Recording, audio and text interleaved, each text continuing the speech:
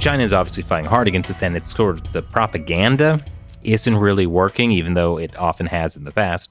So, as you were bringing up, the Chinese Communist Party turns to what it knows works, putting pressure on Western companies and threatening to cut off their access to the sweet, sweet China market.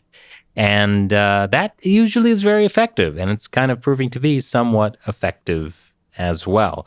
There is a major, how would I say, like manufactured outrage in China right now over H&M, because they put out a statement saying that they actually they took it down, didn't they? Well, the statement was from last September. Yeah, criticizing the reports of, we've heard these reports that there are, Uyghurs, ethnic slavery being used to pick cotton in Xinjiang. Basically, they said they were cutting ties with their Chinese, supplier, cotton supplier, because they said they didn't, want products made with slave labor to be used in their, clothing, which is, you would think, a pretty uncontroversial statement. Yeah, corporations not supporting slavery? I'm on board. Yeah, so it's just they had made this statement back in September, and it wasn't just H&M. There were other companies that said similar things about, we guarantee there's no, we've looked at our supply chains, there's no Xinjiang cotton in our supply chains, etc. And then, last week, or now 2 weeks ago, when this comes out, the Chinese Communist Party basically instigated a boycott of not just H&M, but Nike, Adidas, all of these foreign companies, for saying that they weren't going to use Xinjiang cotton anymore because it is made with slave labor, or possibly could be made with slave labor. So, instead of a human rights issue, they've managed to turn it into a nationalism issue. The West bullying China, which was the same propaganda line they took with the U.S.-China meeting we were talking about earlier in the episode. Yeah, so literally talking about, I think Zhao Lijian talked about how it triggers the, anger of Chinese people or something like that. I saw other Chinese state-run media talking about triggering, outrage. So they're literally, and it's specifically the Chinese Communist Party started this. It was the Communist Youth League that kind of dredged up this H&M statement from last September and posted it on Weibo with this whole thing about how if you think you can make money in China while you're also spreading rumors and lying about Xinjiang cotton, then, that's wishful thinking. Mm-hmm. And so that's what started this whole thing. It reminds me a lot of the anti-Japanese business riots that happened a few years ago. It was the same kind of thing where there was the dispute over the Senkaku Islands, which Japan owns and China claims belongs to them. And then it sparked this enormous anti-Japanese sentiment in China where Japanese cars were being destroyed, Japanese restaurants or businesses were being destroyed.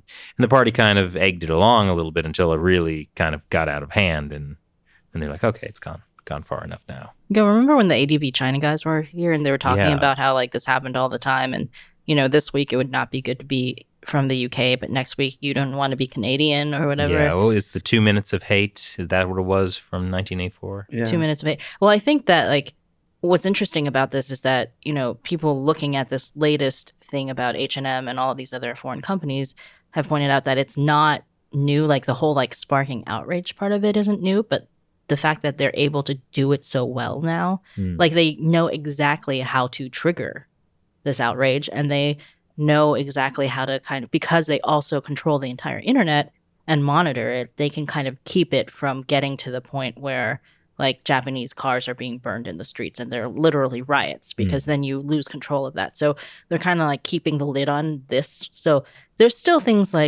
people cutting up their Nike shirts or burning their Nike shoes. There's been a lot of videos online of people doing that kind of stuff. But, that's not to the level of people rioting in the streets. Yeah.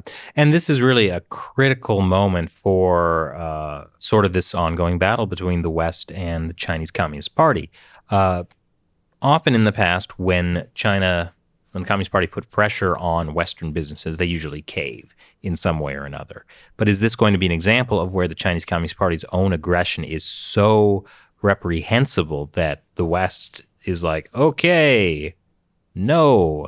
No more. I mean, interestingly, I saw some data that, China sales only make up like 6% of H&M's like revenue. Yeah, it's strange that, well, it kind of goes back to the U.S. sanctions things. Like these Western companies, they don't really need this like horribly oppressive China market.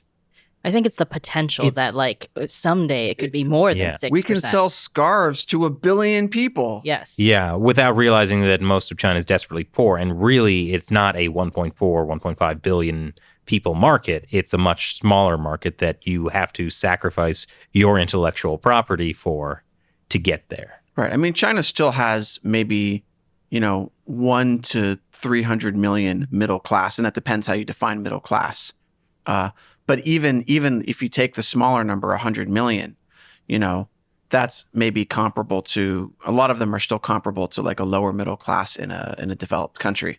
And so, going to H&M to buy something is still a big expense for a lot of middle class people in China. So that the real China market is very, very small compared to what people imagine it to be. But no, Matt, you got to get in on the ground floor.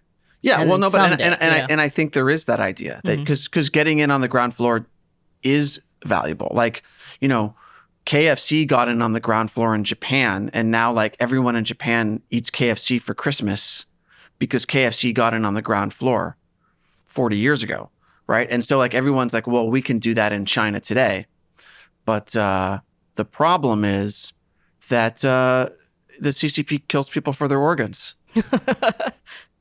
And more importantly, it steals your intellectual property, so you might lose money.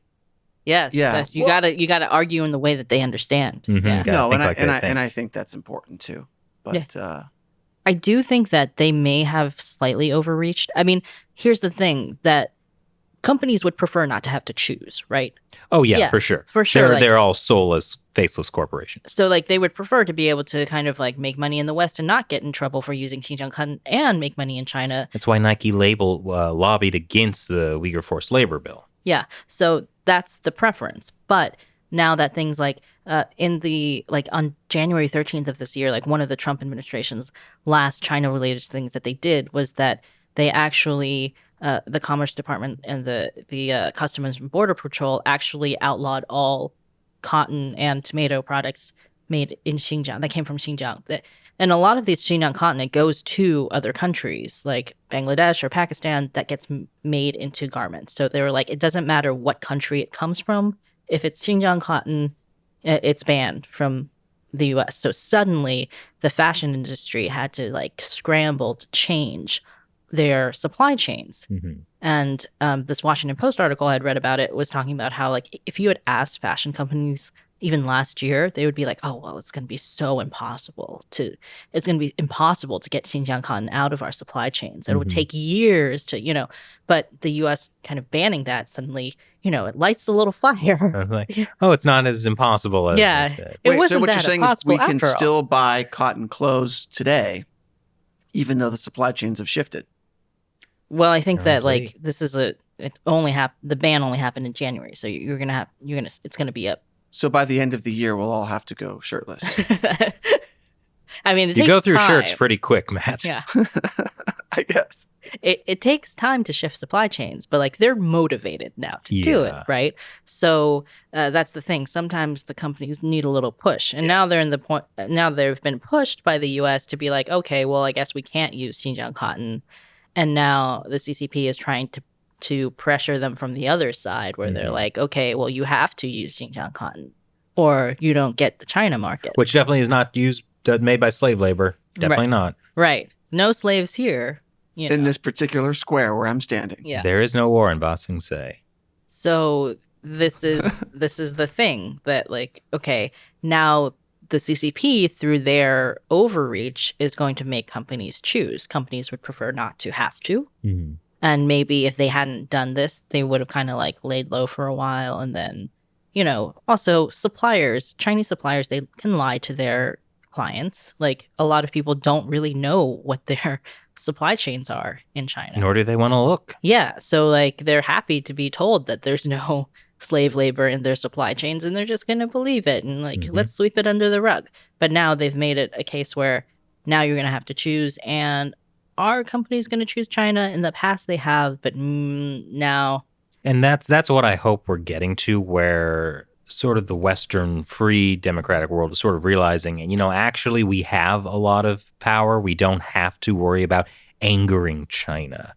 That we don't have to play the games of the Communist Party and go along with crimes against humanity.